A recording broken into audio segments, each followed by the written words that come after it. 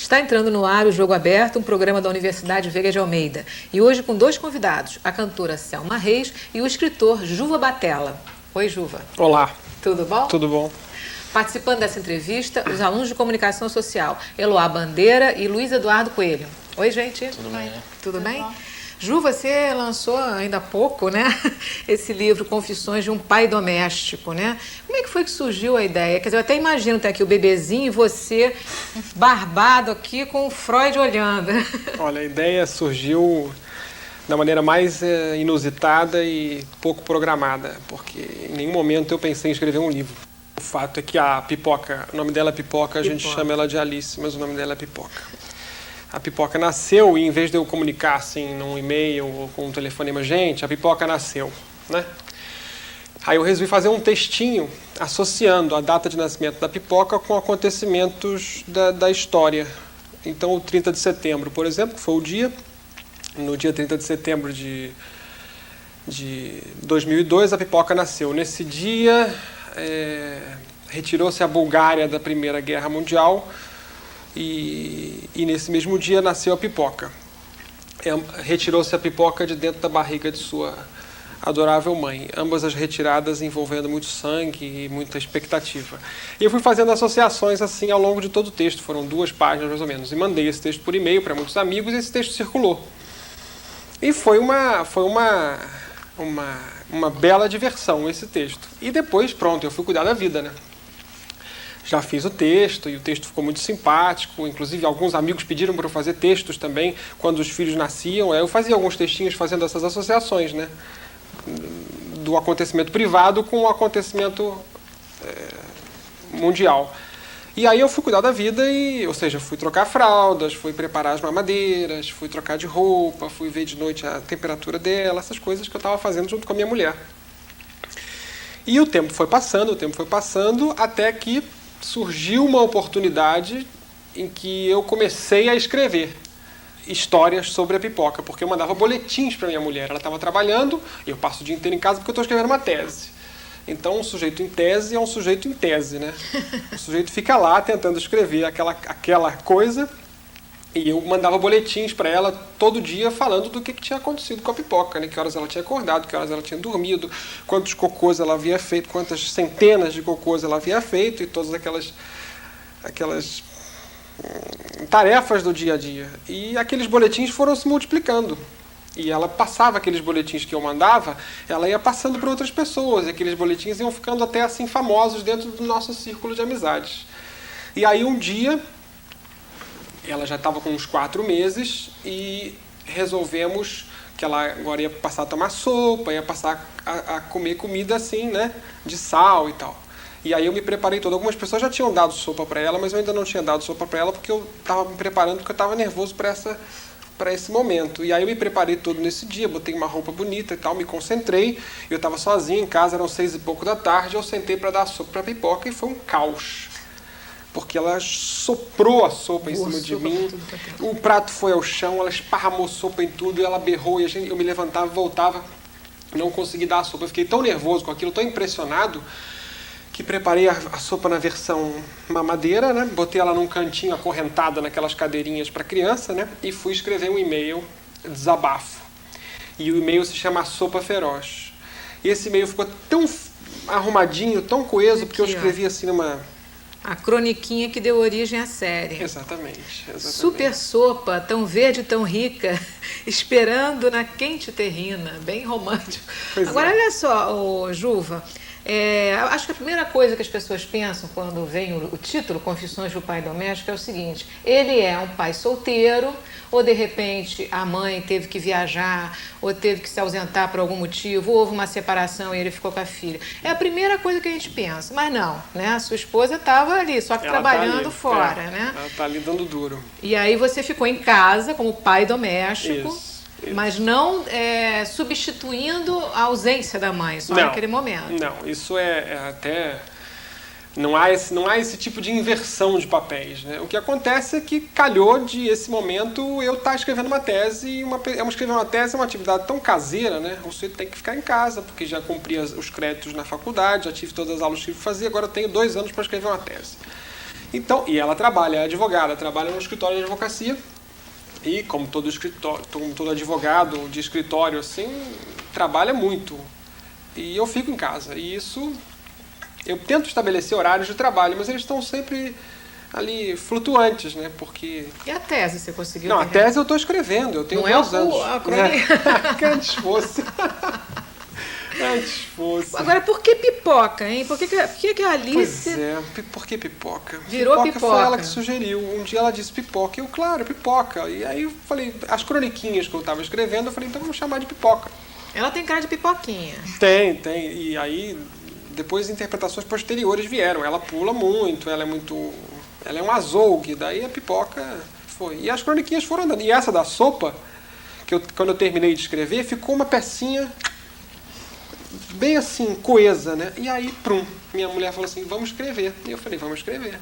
E aí comecei a escrever. O que acontece é que eu comecei a escrever, meu olhar diante da minha realidade agora, naquela época, passou a ser completamente assim, até um pouco mesquinho, porque tudo que eu olhava, eu ficava preocupado em que aquilo rendesse um assunto para uma croniquinha.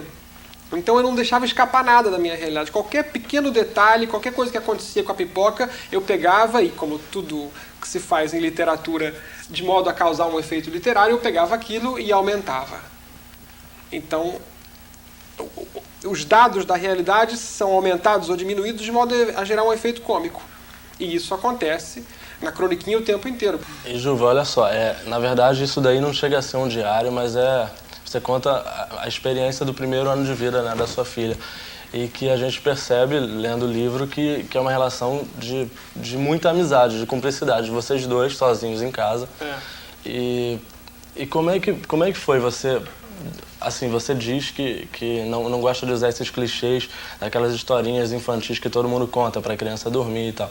E fala até que, nada de dizer, dorme, nana neném que a Cuca vai pegar, e sim contar uma historinha de que um homem da areia vai jogar um pozinho pra criança dormir. Como é que é essa história? Assim? Olha, eu acho que para conseguir realizar esse produto que está aí, entrou isso que você falou, uma preocupação assim, de fazer um relato dos acontecimentos diários, ou seja, uma preocupação até vamos dizer assim, jornalística, né, de contar o que aconteceu, contar uma experiência de um sujeito de 33 anos que tem uma filha pequena e tem que ficar em casa. Isso é um dado assim, mais objetivo. Mas existe um lado nessa história que é justamente o lado de uma experiência minha com o que a gente pode chamar de narrativa, vamos dizer assim, porque eu me formei em jornalismo, depois eu fui fazer mestrado em letras, estou fazendo doutorado em letras. Então, eu acho que eu procurei, dentro das croniquinhas, às vezes de uma maneira mais consciente e às vezes de uma maneira menos consciente, transportar para esse relato, que é um relato objetivo dessa experiência de pai jovem doméstico, um tom assim literário, um tom que justamente levou a isso que você disse. Em vez de dizer nana neném que a Cuca vem pegar, contar uma história de um mito lá, de um cara chamado Hoffman, que era um homem de areia, e contar isso para ela. Então, usar um pouco desse conhecimento literário que eu tenho e aplicar nas croniquinhas. Tem uma croniquinha aqui, chamada Instruções para Engatinhar, Deixa eu ver se eu acho.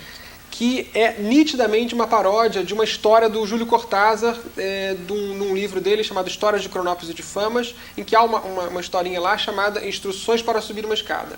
Então o que ele faz nesse livro? Ele pega justamente a maneira de subir uma escada e desmonta toda essa maneira de subir uma escada, porque ele, por exemplo, define o pé, mas ele não chama de pé, ele chama a parte inferior do corpo do lado direito. Aí você levanta a parte inferior e não confundir com a outra parte inferior também chamada de pé. Então o que ele fez? Ele tirou os nomes das coisas e deu outros nomes. E começou a contar, vamos dizer, como é que se sobe uma escada, como se você estivesse explicando para um marciano que não sabe o que é uma escada. Eu fiz isso na croniquinha Instruções para Engatinhar, citando um pedacinho do Cortázar, para mais ou menos estabelecer a relação, que eu estava fazendo uma paródia com Cortázar. E isso é o quê? É uma aplicação de um conhecimento literário em cima dessa brincadeira que eu fiz. Então é isso que você falou mesmo. Mas na verdade isso é uma crítica, aquelas historinhas que na verdade, se você for ver bem, se você não dormir, a cuca vem pegar.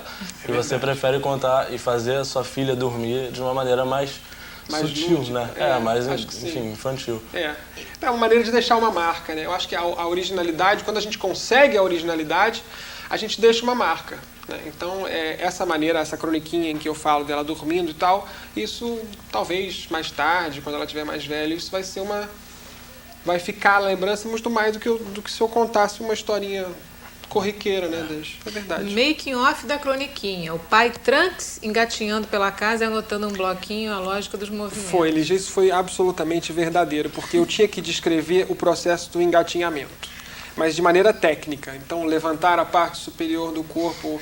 Aí eu tive que falar, como é que a pessoa engatinha, né? Aí eu tive que ficar mesmo, e fiquei para poder entender, porque você, para engatinhar, você tem que levantar. Você está de 4, né? Você levanta aqui o joelho, anda para frente. Aí você vai levantar qual outra parte do corpo? A mão esquerda ou a mão direita? Sei lá. Se você está levantando o joelho direito, você levanta a mão direita.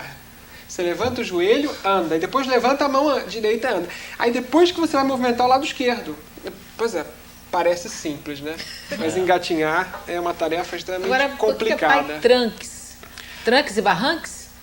Depois esse trocadilho passou a existir, mas o Trunks, na verdade, eu conheço uma menina que diz que foi ela que inventou o Trunks, eu até respeito que ela tenha inventado o Trunks. Eu não digo que foi eu que inventei o Trunks. O Trunks, eu acho que surgiu nas areias de Copacabana no início da década de 90. É uma expressão Trunks. Mente tranquilo, né? Isso. Trunks. E o Trunks tem uma força, né? E eu passei a usar o Trunks muito porque eu gostei dessa forma, assim, né? O Trunks é CS, tá? Muita gente usa com X, mas é uma maneira errada e eu venho combatendo isso sistematicamente. Essa menina que diz que inventou o Trunks, ela põe com X, eu acho um absurdo. O Trunks é com CS. E aí ficou o Trunks, o pai Trunks. Eu falei, usar esse sistema de hífenzinhos que eu uso, né? No livro ninguém tem nome, mas os nomes são grudados por hífenzinhos e eu vou adjetivando os nomes para singularizar. Uhum. E já que você não gosta daquelas historinhas convencionais, tem vontade de escrever um livro assim com contos para crianças? Uma coisa mais suave, mais sutil, assim? Isso é um belo projeto. Eu escrevi um romance em 1995 chamado Verso da Língua, em que eu faço uma brincadeira com a língua bastante assim nessa praia. É um romance gramatical em que os personagens são as figuras da língua. Então, por exemplo, o advérbio de igualdade. É um personagem, é um comunista de carteirinha, completamente obcecado com a sua profissão de fé. O ponto de interrogação é um filósofo, ele só fala em interrogação. O ponto de exclamação é um militar, assim, todo empertigado, assim. A metáfora é linda, está sempre bêbada, e ela é apaixonada pelo substantivo. E o substantivo e o verbo vivem brigando porque eles querem ser o início de todas as coisas. E esse romance discute o projeto de unificação ortográfica para a língua portuguesa. Isso foi em 95. E aí tem um crime, o ponto final é sequestrado, ele fica preso entre 2 colchetes. E a professora Norma, a personagem também, ela é assassinada com um travessão na cabeça. Ai, coitada. Foi um crime sangrento. Esse. Era um romance, né? Virou uma tragédia. Ficou um romance, foi publicado, a editora Revan. Fiquei muito satisfeito, ficou um grande romance policial. As gírias são uma banda de rock. E por aí vai. Eu peguei um índice do Celso Cunha, né? Da gramática do Celso Cunha e fui anotando, vendo o que dava personagem e o que não dava. E dá muita coisa, para fazer muita coisa com os personagens da língua. Vamos fazer o seguinte, uma paradinha, tá. E a seguir a gente continua falando sobre a linguagem, tá, de Confissões de um Pai Doméstico.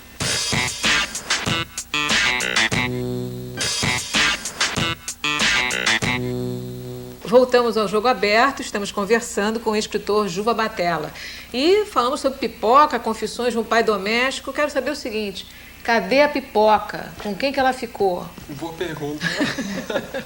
Pipoca agora está na creche. Puxa vida! Está na hora. E ela está se dando bem na creche? Tá, ela fica um pouquinho tempo na creche, para não pegar muitas doenças e tal, para não pegar o resfriado dos outros, mas com o tempo ela vai ficando mais tempo e aí fica completamente adaptada e pronto, passa o dia inteiro na creche. E me deixa escrever minha tese.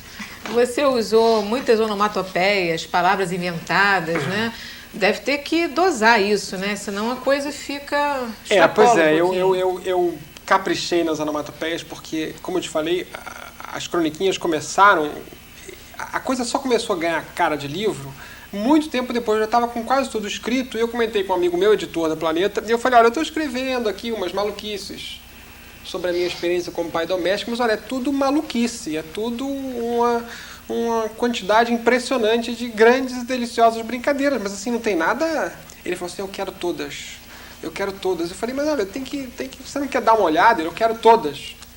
Aí eu fiz uma revisão, terminei de escrever e mandei tudo. Então tem muitas brincadeiras sonoras, né? Porque a Pipoca não fala nada. Ela falava batata, mas ela desaprendeu a falar. Agora nem batata ela fala. Papai ela fala pá. Então eu procurei fazer isso. E como é que você imagina, de repente, quando a Pipoca tiver uns 15 anos, estiver saindo de casa, namorando? Já parou pra pensar nisso? Ela não vai ser mais a Pipoca, né? Ela vai ser uma outra coisa diferente. Vai ser uma menina com 15 anos, daqui a 14 anos, né? Eu não sei. Às vezes eu fico imaginando ela chegando em casa cheia de piercing, da cabeça aos pés. E é isso aí. É isso aí. Eu não sei como é que eu imagino, não. Eu imagino que ela vai ficar feliz com isso aí que aconteceu, né? Com essa coisa completamente inusitada, que é ter uma infância registrada dessa maneira. Com certeza. Dessa maneira pouco usual. Eu fico pensando, se eu tiver uma segunda filha, e eu vou ter, e eu tenho quase certeza que vai ser mulher também, eu acho que eu talvez tenha que escrever um outro livro, né? Pipoca 2, alguma coisa assim. Ou talvez quando ela estiver entrando no reino da linguagem, assim, né? Porque a Pipoca não fala nada. Eu escrevi esse livro. Quem fala sou eu, o tempo inteiro, né? Eu que sou o grande falante do livro. Pipoca só fica falando... e outras coisinhas mais que ela solta aí. Mas você vai ter que escrever um outro livro para Pipoquinha 2, não pra essa Pipoca. Para outra Pipoca, Senão vai ter uma Tem que ciumeira mudar de pipocas aí que vai ser um Tem problema. que fazer uma outra E Pipoca. se nascer um menino, como é que fica? Registra também? É o Choquito. Pipoca é Choquito. E o livro te fez entender melhor o universo da criança? Me fez entender melhor o universo, a leitura que a gente faz desse universo. Porque é sempre uma leitura, né? E eu fico pensando hoje, se eu